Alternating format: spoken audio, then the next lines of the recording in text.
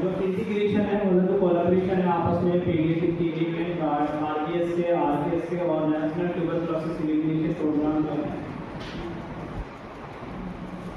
तो वो आपस में कैसे कोऑर्डिनेट करते हैं। अगर उसको कोऑर्डिनेट नहीं करते, उसको सपोर्ट नहीं करते हैं तो हमारा 50% बच्चे छूट रहे हैं। अभी हमने शुरुआत में जब सुबह आए थे हमने स्लाइड दिखाई थी कि 0 से 4 साल 0 से 5 से 14 साल में कितना था, तो उससे देख के स्लाइड अंदाजा लगता है कि लगभग 50% बच्चे हम यहाँ पे टीबी का प्रोग्राम करते हैं और मैं फ़िलहाल 5 साल से मेडिकल कॉलेज में एज ए मेडिकल ऑफिसर हूँ, जिसमें हम टीबी का प्रोग्राम चला रहे हैं। उसके अंतर्गत जो सारी जांचें हैं टीबी की और जो दवाइयाँ हैं वो सब हमारे पास मुहैया कराई जाती हैं। लेकिन हमारे पास जो सबसे बड़ा चैलेंज था वो ये था, बच्चे जो हैं, जो एक तो छोटे बच्चे बता नहीं पाते हैं, पेरेंट्स जो हैं उनको सही से समझ नहीं पाते, कहते हैं कि बच्चा बड़ा हो रहा है, दांत निकल रहे हैं, इस वजह से रो रहा है, पेट में दर्द हो रहा है, तो उनके सिम्टम्स को सही तरह समझ नहीं पाते हैं। और अगर समझ भी जाते हैं तो बच्चे जो हैं भविष्य हैं, जैसा कि इन्होंने कहा है, तो उसकी वजह से वो प्राइवेट हॉस्पिटल्स के चक्कर काटने लग जाते हैं, जहाँ पे उनको सही तरह से इलाज नहीं मिल पाता है। अगर उनकी टीबी की दवाइयाँ चल भी जाती हैं तो फॉलोअप नहीं हो पाता है कि यहाँ पे सब ही तबका गरीब तबका है और सभी कमाने में बिजी रहते हैं, तो बच्चों पर ज़्यादा ध्यान नहीं दे पाते हैं। तो बेसिकली क्या है कि उनकी टीबी की दवाइयाँ चल तो जाती है लेकिन फॉलोअप्स नहीं हो पाते हैं, है ना। और इस तरह से टीबी की दवाइयाँ जो लेने का जो उनका है टाइम है वो निकल जाता है। जैसे किसी ने अगर दवाइयाँ खा ली और 1 महीने तक अगर दवाइयाँ छोड़ दी तो हमें नए सिरे से उसका इलाज चलाना पड़ता है, और अगर उसके बीच में आ जाता है तो हम वहीं से इलाज शुरू कर देते हैं। लेकिन लोग अपने काम-काज में इतने व्यस्त हो जाते हैं कि वो उस टाइम पीरियड को निकाल देते हैं और नए सिरे से वो दवाई कुछ होते हैं जो चला देते हैं, नहीं तो ये दवाई क्या है, टीबी बिगड़ जाती है। तो वर्ल्ड हेल्थ पार्टनर ने ये बहुत अच्छा इनिशिएटिव लिया है, जिसमें ये लोग क्या करेंगे, जो फील्ड लेवल पे ये लोग काम करेंगे, जिन बच्चों की टीबी की दवाइयाँ चल रही हैं और जो छूट जाते हैं, ये उनको टाइम पे ही फॉलो अप कर लेते हैं कि हाँ, इस बच्चे की टीबी की दवाइयाँ चल रही हैं, इसका ट्रीटमेंट पूरा हुआ है या नहीं हुआ है।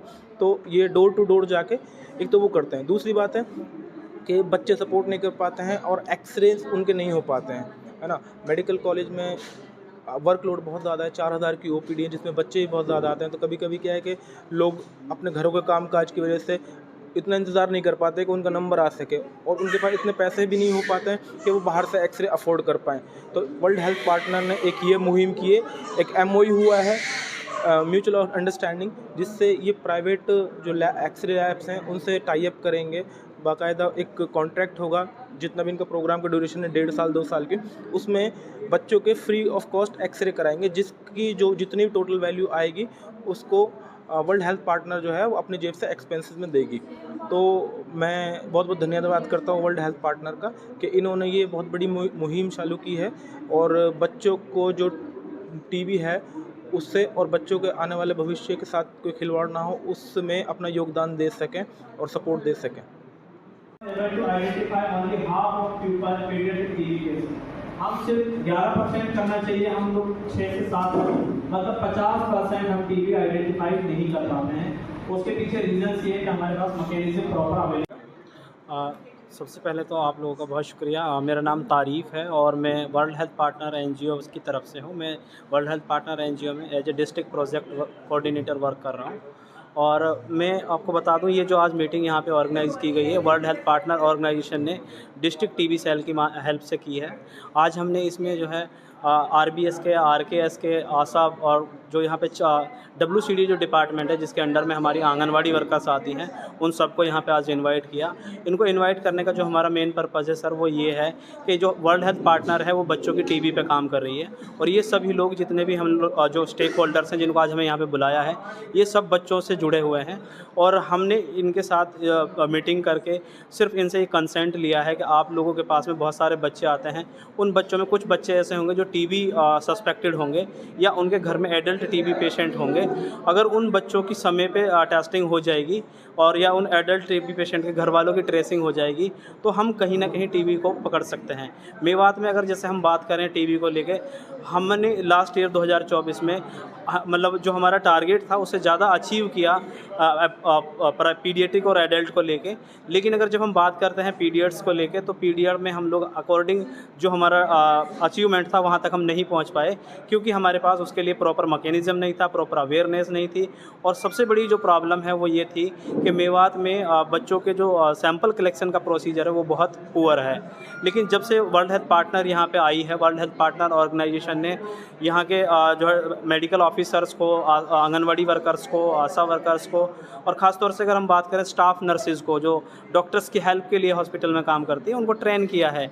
और ट्रेन करने का जो मेन पर्पज़ ये है कि हम उनसे बच्चों में जो सैंपल कलेक्शन का जो प्रोसीजर है, gastric aspirate, gastric lavage, induced sputum, वो हमने उनको सिखाया है। और फिर हमने उनको as a hub site choose किया है कि इन फैसिलिटीज़ में जहाँ से ये लोग आए हैं यहाँ पे इन बच्चों की टेस्टिंग की जा सकती है। तो मैं आपको बता दूं, हमारे ज़िले के अंदर 7 हब साइट हैं, जिनमें एक मेडिकल कॉलेज है, एक जीएच और 5 सीएचसी हैं, जहाँ पे बच्चों के सैंपल कलेक्ट किए जा रहे हैं। ख़ासतौर से मैं ग्रामीणों को आपके माध्यम से मैसेज पहुँचाना चाहूँगा कि आप लोगों के पास में अगर कोई भी ऐसा बच्चा है जो टीबी सस्पेक्टेड है और आपके घर में अगर आप टीबी पेशेंट हैं, आपके घर में जो बच्चे हैं, तो प्लीज़ आप उनको वर्ल्ड हेल्थ पार्टनर की टीम से कनेक्ट कराइए और वर्ल्ड हेल्थ पार्टनर की टीम उन बच्चों की टेस्टिंग कराने में आपकी मदद करेगी। इसके लिए वर्ल्ड हेल्थ पार्टनर ऑर्गेनाइजेशन ने एक क्यूआर कोड डेवलप किया है डिस्ट्रिक्ट में। उस क्यूआर कोड को आप भरिए, स्कैन कीजिए और बच्चों की जानकारी उसमें डालिए ताकि हम बच्चों की टेस्टिंग प्रॉपर करा सकें और समय पे जानकारी करा सकें, टेस्टिंग करा सकें। अगर समय पर बच्चों की टेस्टिंग हो पाएगी तो जो गवर्नमेंट का जो एक विज़न है कि टीबी मुक्त भारत, उसको हम कहीं ना कहीं फुलफिल कर पाएंगे। तो मैं आपके माध्यम से सर यही मैसेज देना चाहूँगा कि आप ज़्यादा से ज़्यादा लोग जहाँ भी आप रहते हैं मेवात के अंदर, मेवात से बच्चों की टीबी को ख़त्म कीजिए ताकि हम एडल्ट्स जो है अपना मजबूत कर सकें, अपना यूथ मजबूत कर सकें, क्योंकि जो हमारे बच्चे हैं वही आने वाला कल का भविष्य हैं। धन्यवाद सर। वो तो कॉमन है, सब पूरा ही हो सकता है, ऐसा नहीं है। छोड़ के नाखून और बालों को टीबी कहीं भी हो सकती है, तो वो कोई पार्ट ऐसा नहीं है। What are some common symptoms of TB in children? Common symptoms cough है, फीवर है, भूख ना लगना, भूख नहीं लग रही है उसको, बच्चे की जो खेल की गतिविधियाँ, ठीक है। TB can be transmit people to with disease when they cough, sneeze, talk और सिंग। टीबी जो है एक दूसरे में ट्रांसफर हो जाती है जब व्यक्ति खांसता है, छींकता है, गाता है, बात करता है, उस दौरान उसके अंदर चली जाती है। और can their immune system is not fully developed, क्योंकि बच्चों का जो इम्यून सिस्टम है वो उतना डेवलप नहीं होता है एडल्ट के मुकाबले। एडल्ट का जो है इम्यून बहुत अच्छा होता है, तो उनको जल्दी से टीबी हो सकती है। Children usually get TB from an adult with TB. अगर ऐसा कोई एडल्ट है जिसको टीबी है तो उससे बच्चों को जल्दी टीबी लग जाती है, खासतौर से इसीलिए जैसे हमने बोला कॉन्टैक्ट ट्रेसिंग बहुत जरूरी है जितने भी टीबी पेशेंट के हाउस होल्ड हैं। How common is TB in children among people diagnosed? ये जैसा आप समझ सकते हैं टीबी को लेके ही ये सेमिनार है। अक्सर क्या होता है कि जो बच्चों में होने वाली टीबी होती है, 15 साल तक की उम्र तक बहुत सारे बच्चों में तरह तरह की टीबी फैलती है, उस पर किसी का ध्यान नहीं है। जबकि वो बच्चे कहीं 10% हैं, कहीं 20% हैं, कहीं 30% हैं, काफ़ी सारी परसेंटेज में उन बच्चों को टीबी हो रखी है और वो हमारी नज़रों से ओझल हैं। तो उनके लिए ये एक स्पेशल कदम है कि 15 साल तक के जो बच्चे हैं उनके लिए टीबी का ट्रीटमेंट कैसे दिया जाए। तो आज ये पूरा प्रोसीजर इसमें डिस्कस किया गया है और उनको इलाज उनका कैसे होगा, कहाँ जाना होगा, कौन कौन लोग इसमें शामिल रहेंगे और कैसे उन बच्चों को आइडेंटिफाई करना है फील्ड से। तो ये चीज़ आज डिस्कस हुई है और स्पेशली बच्चों के लिए हुई है कि एडल्ट में तो हम ऑलरेडी कर ही रहे हैं, तो ये 15 साल तक के जो बच्चे हैं और उनको टीबी हो रही है, ये उनके लिए था आज। देखिए, इसमें यह है कि इन्होंने हमारी पूरी टीम को, इसमें मोस्टली टीम जिनके पास पब्लिक डीलिंग का काम है या जिनके टच में बहुत सारे ज़्यादातर जो पब्लिक रहती है, उन लोगों को इन्होंने इसमें इन्वॉल्व किया है। जैसे मैं ब्लॉक आशा कोऑर्डिनेटर, आशा वर्कर का प्रोग्राम देखता हूँ, तो ऐसे ही RKS के है, ऐसे ही RBS के है और हमारे जो आयुष के डॉक्टर हैं और हमारे जो फील्ड के और भी कार्यकर्ता हैं, CHO हैं।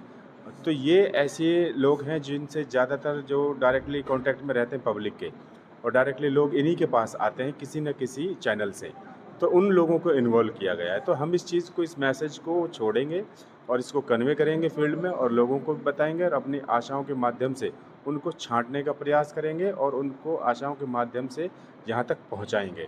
और जो बाकी हमारी यूनिट्स हैं, जैसे RBS के प्रोग्राम है, तो RBS के में जो हमारे AMO होते हैं और उनकी जो टीम होती है वो स्कूलों में जाती है, वो 6 साल से प्लस के जो 15 साल तक के बच्चे हैं वो उनको आइडेंटिफाई करेंगे। तो कहीं ना कहीं हम उन सारी जो टारगेट हमारी पॉपुलेशन है उसको हम अलग अलग अपने यूनिट के माध्यम से उनको कवर कर लेंगे और कोशिश करेंगे ज़्यादा से ज़्यादा उनको आइडेंटिफाई करके और उनका सही समय पर इलाज कराएं।